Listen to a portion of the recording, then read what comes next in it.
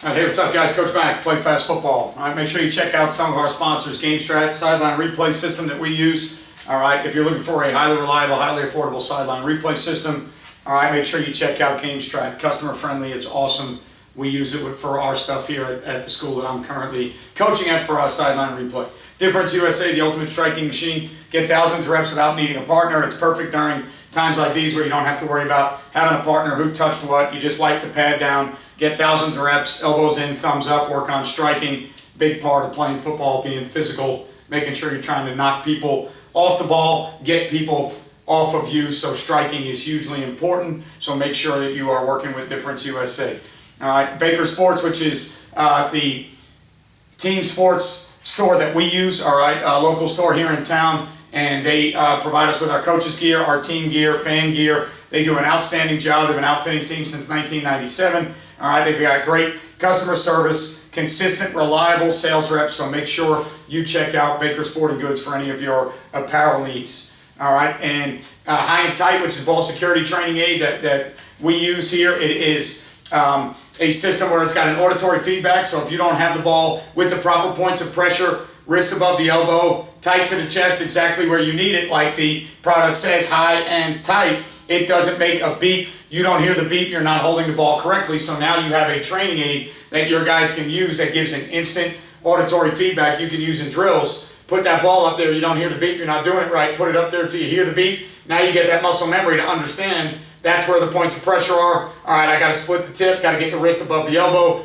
All right, get the points of pressure right so I hear the beep. If I hear the beep, I've got the ball secure. Ball security is job security. Make sure you check out HighandTight. DC1, an in-game app allowing you to make critical in-game adjustments and put your players in better positions based on live in-game data. How many times do you go to make adjustments and you think, well, they've been running this and this, or we've been lining up in this and this, and then you actually go back and look at film and say, man, why didn't I just do that?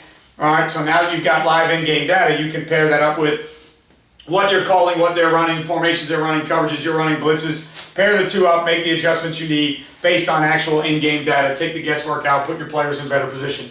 Dome hats are obviously official headwear sponsor of Play Fast Football and the school that I'm currently at right now. Custom quality hats, beanies, visors, and you can make your own, design your own hat, use their custom online hat builder, generate your own hat with your own logo, stitching on the side, change the color of the different panels, change the eyelets, change the button up top, change if you want, fitted, Velcro, snapback, all custom, all online. You generate the hat, they make it for you. Every hat has a story. Why don't you let Dome Hats help you tell your story?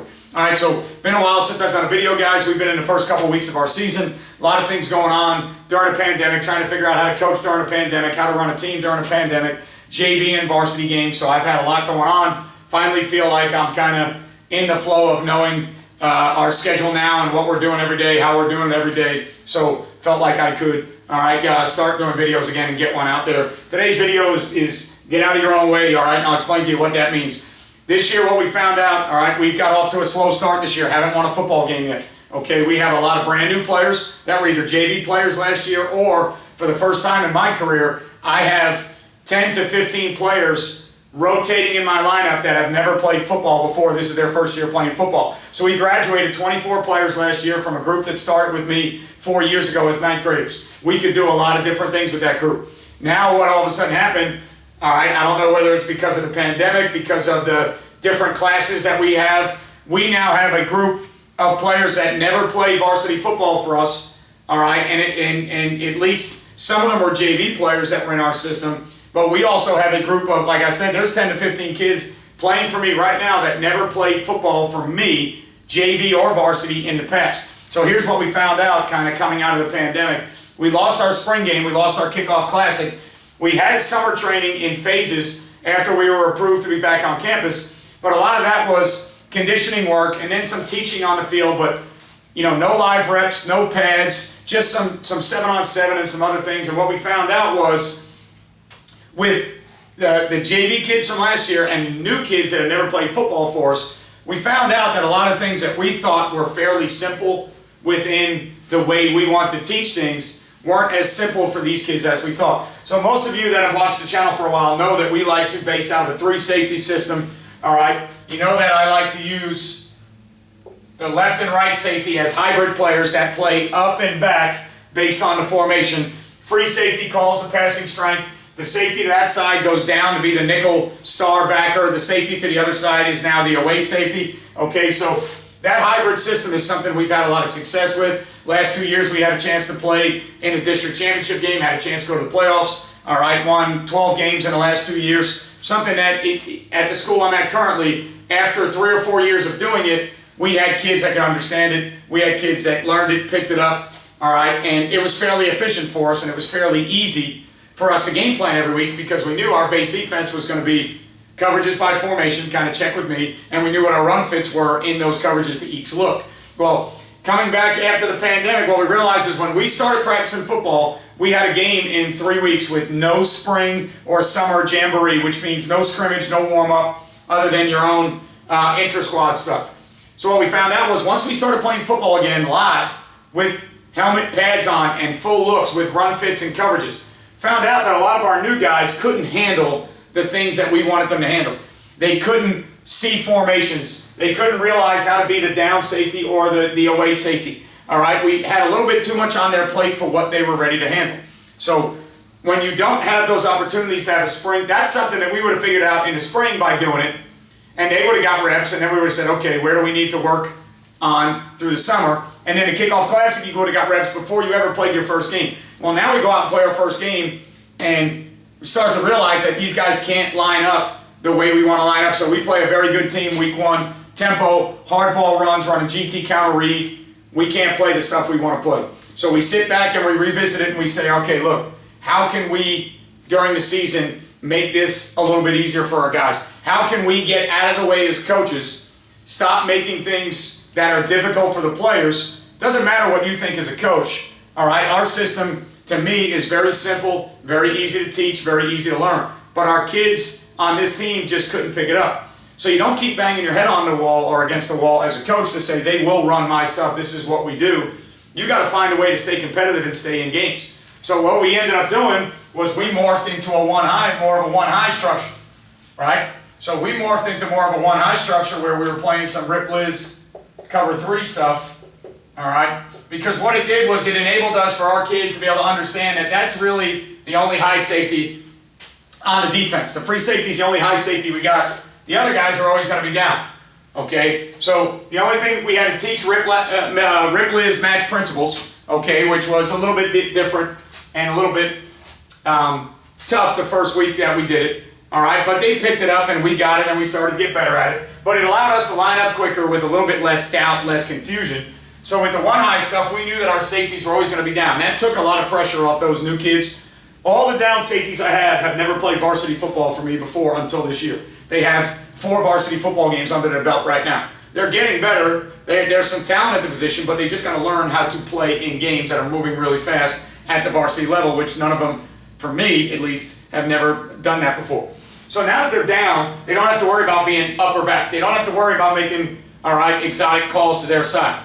So what we did was we took it and we made a one-high structure, Rip Liz match, taught those principles, keep working to get better at them, okay? And then our 3x1 adjustments just became flood adjustments, all right? So rather than have to have, all right, different scenarios for those guys to be up or back to the away side or to the call side, we just took our 3x1 stuff and we just made flood adjustments and we just kicked the backers, all right? We still rotated weak because that was the easiest thing for us to do.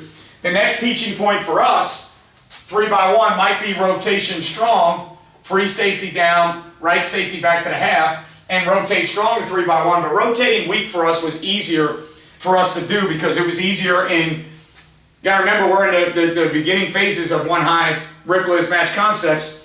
Flooding it or skate or however you want to look at the terminology to the trips was a lot easier with weak side rotation than it was to change to strong side rotation. That'll be the next thing we develop. We're just not ready to do that yet. So in 3x1, we got to a system where we just pulled the backers, flooded it, and now we just got to a system where it was a little bit simpler within our zone theories. All right, now pretty much straight flat, straight curl, straight hook.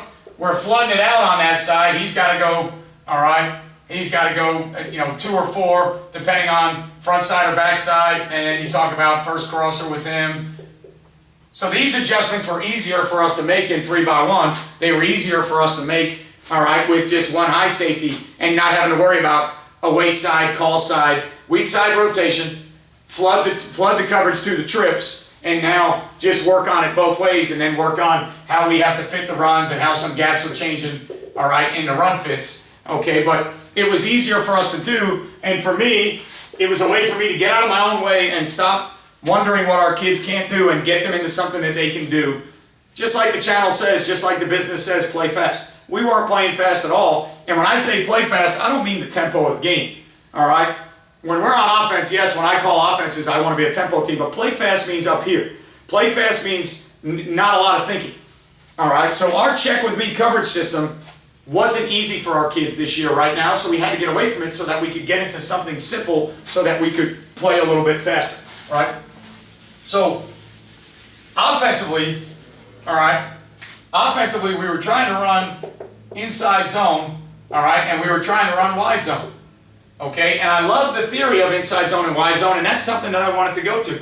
But again, what we found out, all right, once we got kind of lined up and figured out who we were really playing with, and we figured out, all right, that some of these guys we had, you know, right now there's 2 10th graders up here that are playing, all right?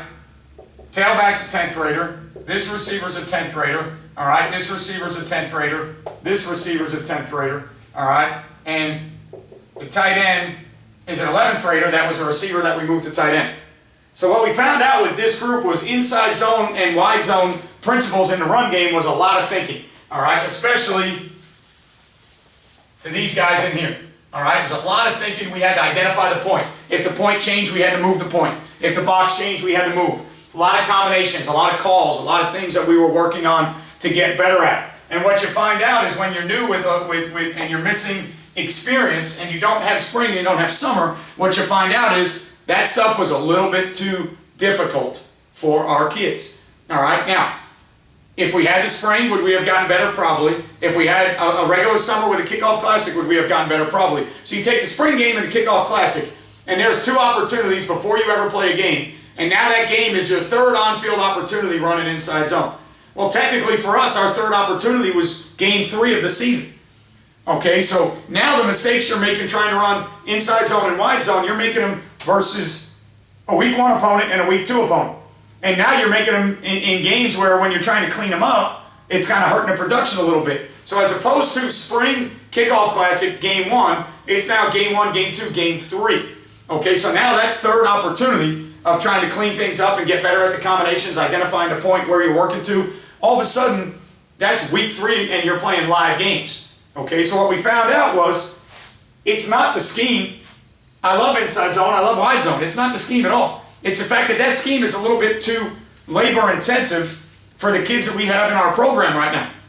Okay, so what we had to do was we had to kind of gradually work our way back to gap schemes. Why? Because now you can teach the kids gap down back. You can teach the kids how to get off the ball. You can teach them, you know, the nuances aren't as big in a gap scheme as they are in a inside zone, wide zone scheme.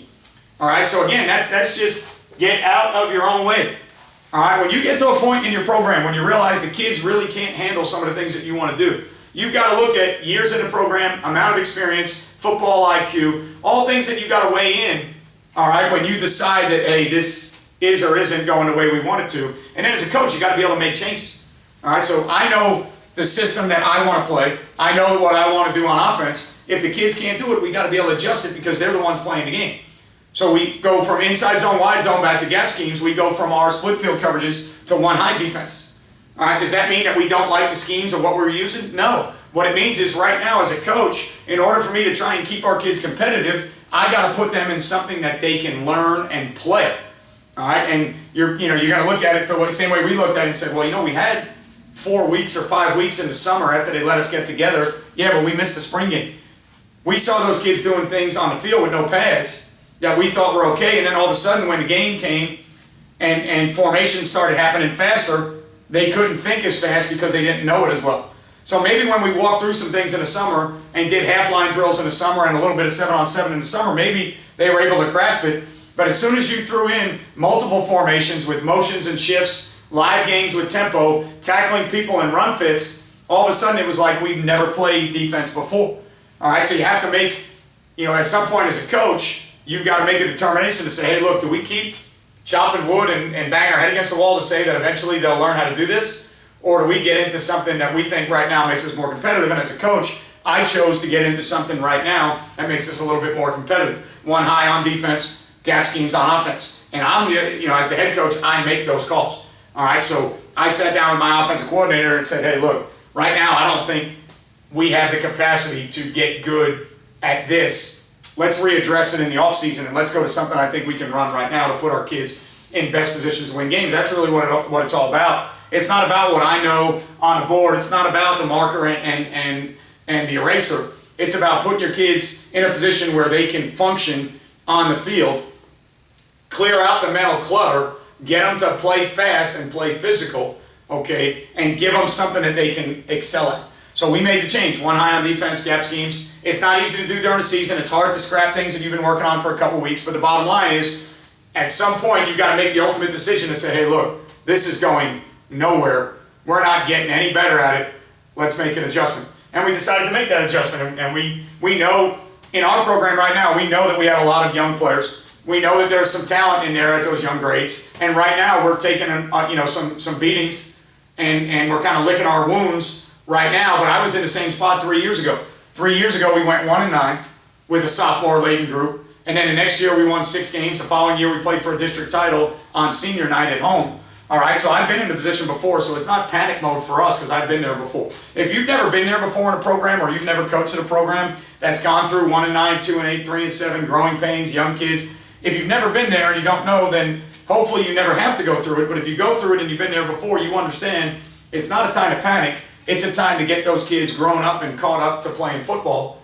Okay, so we put them in something we think they can handle so that they can go out there and we can now see guys perform fast, hopefully physical, all right, and do things that they can do mentally without looking around and panicking, because then they don't play at all. So when we watch film, we look at them and they're playing so confused and so slow that we can't really judge the talent on the field because they're so, all right, mentally cluttered that we can't judge their physical talent. So now that we've gone into schemes that we think we can handle, now we can at least evaluate the talent and go, okay, he's at the right position for the next 3 years. We may need to move him or find somebody else for him, bump him up. So we moved some JV kids up. 6-quarter rule in Florida. We played some JV kids, dressed them out for varsity games, played them 2 quarters on JV, and then dressed them out and got them some reps on varsity. So now we're trying to determine in the program who is in the right position, who can we count on, who's a gamer. That's ultimately, when you're not winning a lot of games, that's what it's all about. Evaluate your personnel, all right, and figure out who the gamers are,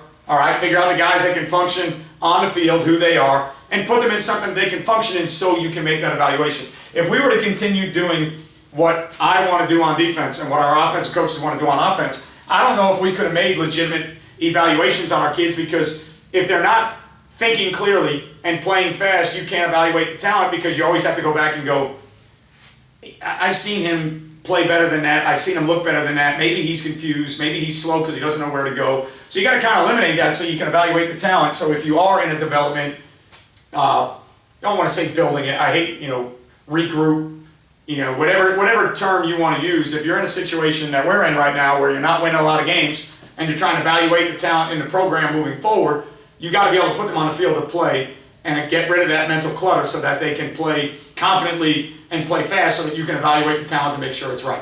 Okay, so hopefully in the states where you guys are playing football, hopefully you guys are still playing. Hopefully you haven't lost any games. Hopefully everybody's staying safe and healthy out there. The states that are going to play in the spring, God bless you for being able to play again. Keep building your program now. Keep teaching things you want to teach. And don't be afraid if things aren't going your way to make subtle adjustments like we've had to make. Your system is only as good as the players in it.